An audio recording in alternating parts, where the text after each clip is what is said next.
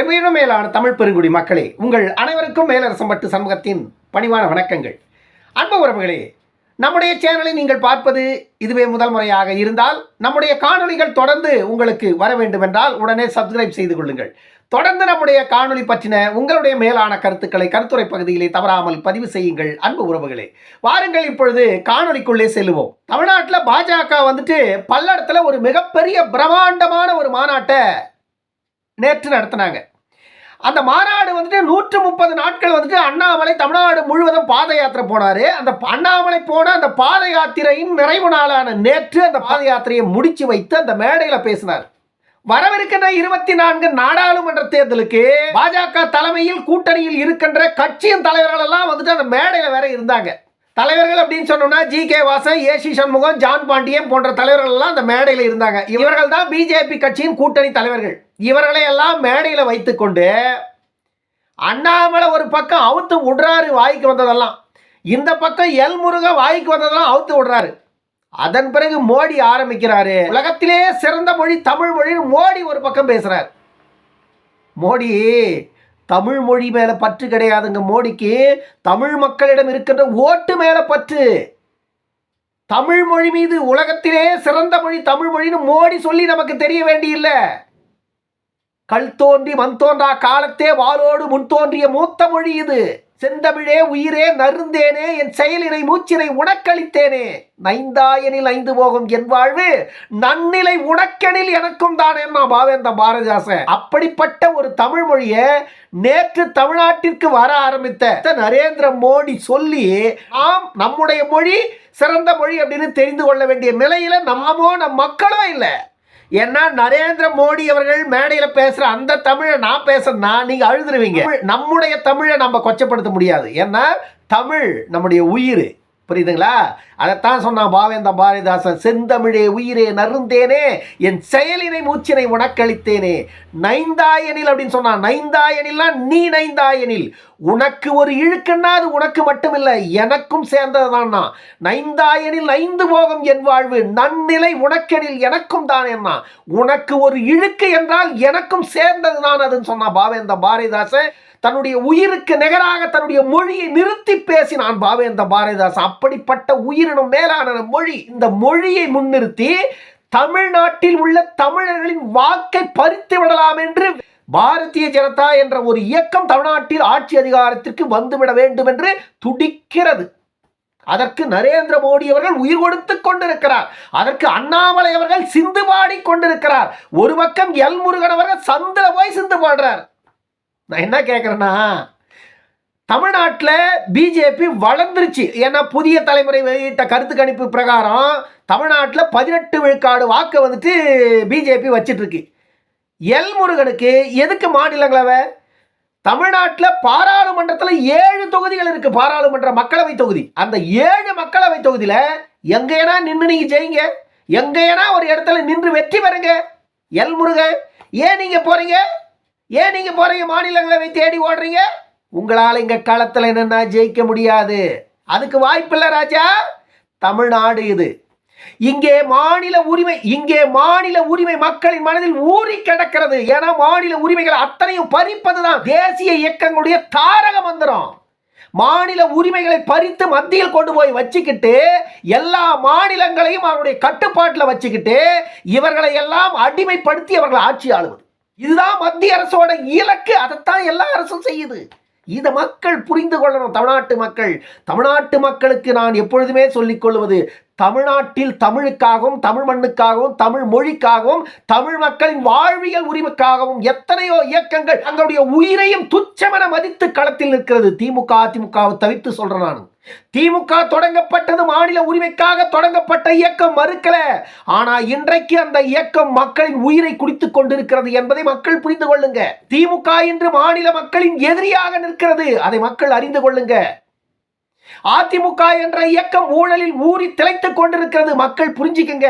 பாட்டாளி மக்கள் கட்சியின் தலைவர் அன்புமணி ராமதாஸ் அவர்கள் இந்த மண்ணுக்காகவும் மக்களுக்காகவும் மக்களின் வாழ்வியலுக்காகவும் எதிர்கால தலைமுறைகளை சீரும் சிறப்புமாக இந்த மண்ணில் வாழ வைக்க வேண்டும் என்று எல்முனை அளவு கூட தயங்காமல் எந்த ஒரு இயக்கம் இந்த மக்களுக்கு எதிராக செயல்பட்டாலும் வேங்கையாக சீறி நிற்கிறார். அவருக்கு ஆதரவு கொடுங்க. அவரை போன்ற தலைவர்கள் தமிழ்நாட்டில் வேறு யாருன்னா இருந்தா தேடி கண்டுபிடிச்சு அவரை முன்னிறுத்துங்க. தப்பே இல்லை. டாக்டர் அன்புமணி அவர்கள் எனக்கு மட்டுமே வாய்ப்பு கொடுங்கன்னு கேட்கல. எனக்கும் மேலாக ஒரு தலைவர் இந்த மண்ணில் இருந்தால் அவனை முன்னிறுத்துங்கன்னு தான் சொல்றாரு. இல்ல, எனக்கு ஒரு 5 ஆண்டுகள் வாய்ப்பு கொடுங்க. தமிழ்நாட்டில் தமிழக மக்களின் வாழ்வியல் பறிபோய் கொண்டிருக்கிறது. இப்படி பல விஷயங்களை டாக்டர் அன்புமணி பேசுகிறார். அவரை விட சிறந்தவர் இருக்கிறாரா? முன்னிறுத்துங்க. அவரை கொண்டு வந்து தமிழ்நாட்டின் முதல்வராக உட்கார வைங்க. அவரை விட ஒரு தலைவர் இருக்கிறாரா? தமிழ்நாட்டில் கொண்டாங்க, உட்கார வைங்க. மாநில கட்சிகளை ஆதரியுங்கள். தமிழ்நாட்டில் மாநில கட்சிகள் தான் நம்மை காக்கும். தேசிய கட்சிகளுக்கு இங்க எந்த வேலையும் கிடையாது. பாரத் மாதா கி ஜே அப்படின்றார் அண்ணாமலை. பாரத் மாதா கி ஜே அப்படின்னா என்னன்னு முதல்ல ஒரு அர்த்தம் சொல்லுங்க. தெரியுமான்னு கேளுங்க. அவரை எத்தனை பேருக்கு தெரியும் 130 நாள் பாத யாத்திரை அண்ணாமலை போனது? ஏன்னா தமிழ்நாட்டில் அவர்களுக்கு 18.5 விழுக்காடு வாக்கு இருக்குதுன்னு சொல்றாங்க. எத்தனை பேருக்கு தெரியும் அண்ணாமலை பாத யாத்திரை தமிழ்நாட்டில் இப்போ நடந்தது? அது ஒரு நாள் அல்ல, 2 நாட்கள் அல்ல, 130 நாட்கள் அண்ணாமலை பாத யாத்திரை நடந்திருக்காரு. அதனுடைய கடைசி நாள் தான் நேற்று பாத யாத்திரையை முடிச்சிட்டார். எத்தனை பேருக்கு தெரியும் தமிழ்நாட்டில் ஒரு பாத யாத்திரை நடந்தது? அவர் பாத யாத்திரை எதற்காக நடந்தார்? முதல்ல தமிழ்நாட்டின் உரிமைகள் எல்லாம் பறிபோய்கிட்டு இருக்கு, அதையெல்லாம் மீட்டு கொண்டு வருவதற்காக பாத யாத்திரை போனாரா? இந்தியாவில் இருக்கின்ற மாநிலங்களிலேயே அதிகமான இளம் விதவைகள் இருக்கின்ற மாநிலம் தமிழ்நாடு. இந்த மதுவை தமிழ்நாட்டில் இருந்து பூரணமாக ஒழிக்க வேண்டும். அதற்கு மத்திய அரசு மாநில அரசும் கைகோர்த்து தமிழ்நாட்டில் பூரண மது விலக்கை கொண்டு வர வேண்டும். அதற்காக நான் பாத யாத்திரை போகிறேன் அப்படின்னு சொன்னாரா? இல்ல தமிழ்நாட்டில் திமுக மக்களுக்கு எதிரான ஆட்சியை செய்து கொண்டிருக்கிறது, அந்த ஆட்சியை அகற்றுவதற்காக நான் பாத யாத்திரை போகிறேன் அப்படின்னு சொன்னாரா? சென்னை, தூத்துக்குடி, நெல்லை போன்ற மாவட்டங்கள் எல்லாம் பேரிடரால் பாதிக்கப்பட்டு மாவட்டங்களை எல்லாம் மீண்டும் பழைய நிலைக்கு கொண்டு வருவதற்கு ஆயிரக்கணக்கான கோடிகள் வேண்டுமா இருக்கிறது. அதற்கு மத்திய அரசிடம் நிதி கொடுக்கல. மத்திய அரசு கிட்ட போயிட்டு நிதி வாங்கிட்டு வந்து கொடுக்கறதுக்காக பாத யாத்திரை போனாரா? இல்ல தமிழ்நாட்டில் இருக்கின்ற கனிம வளங்களை எல்லாம் கொள்ளையடித்துக் கொண்டிருக்கிறதே மத்திய அரசும் மாநில அரசும் சேர்ந்து இதை தடுப்பதற்காக பாத யாத்திரை போனாரா? தமிழ்நாடு அரசு மக்களுக்கு நன்றாக தெரிந்தே மணலை சூறையாடி கொண்டிருக்கிறது. இந்த மணலை எல்லாம் அள்ளி பக்கத்து மாநிலங்களுக்கு ஏலம் போட்டுக் கொண்டிருக்கிறார்களே லட்சக்கணக்கான கோடிக்கணக்கான ரூபாய்க்கு. அதை எதிர்த்து பாத யாத்திரை போனாரா அண்ணாமலை?